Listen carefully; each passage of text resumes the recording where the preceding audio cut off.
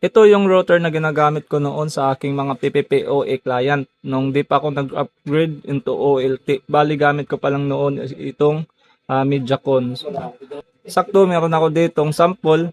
Papakita ko sa inyo kung paano i-configure into PPPoE yung ganitong klaseng router. So ito yung napili ko at recommended ko dahil napakadaling i-set up at napakadaling i-config. Kung makikita nyo boss, napakadumi pa dahil ito ay kahapon ko pinull out sa aking client. Bali in-upgrade ko na siya into ONT modem. So gawa muna tayo ng ating PPPoE account din katapos config natin to.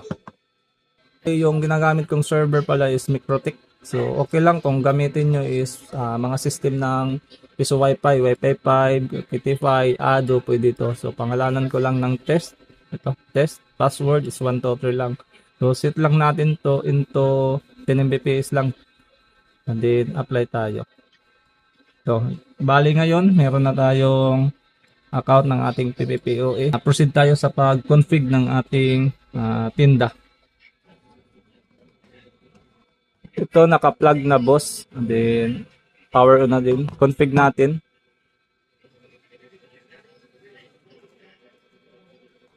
Connect tayo sa tinda. Dito. Connect tayo dito. So tinda. Wala po tong password. Din lalabas yung portal niya, GUI niya. Kung hindi to lumabas, pwede naman kayo mag manually type sa Chrome. Dito. Manual type tayo para dun sa di lumalabas. So type lang natin dito is 192.168.0.1. Enter. Bali ito na yon, boss. Then, ang gagawin natin, punta tayo dito sa may PPPoE.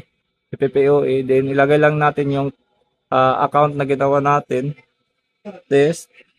Then, password is 123. Ito. Yan sa baba. Then dito sa may Wi-Fi name, ito yung pangalan ng ating client. For example, kung anong gusto nilang ipangalan sa kanilang router, ito po. Dito, pangalanan natin PPPoE test. Tas password.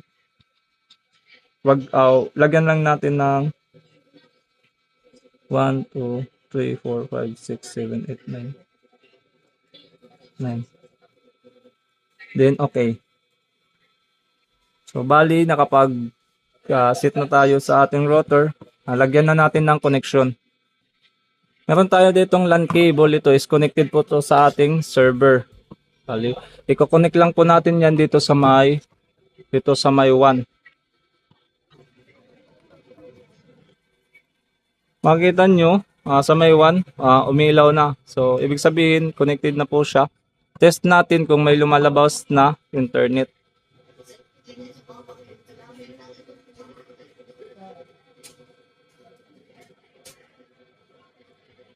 Connect tayo sa linagay nating pangalan nitong tinda. Hanapin lang natin. So bali ito po yon, test PPOE. Din yung password, yung linagay ko na password kanina. Antayin natin mag-connect. Makita nyo, boss, may ibig sabihin yan is connected na siya. So test natin kung ilang output. Speed test natin kung ilang Mbps yung lumalabas.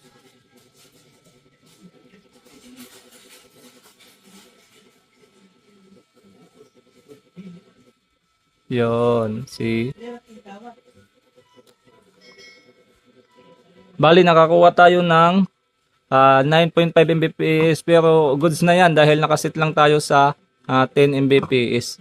So bali to boss, ito po yung ma-recommend kong tinda router para sa inyong PPPoE client kung ikaw ay gumagamit ng Mediacon. No? Napakadaling i-set up mga boss. So yan lang po.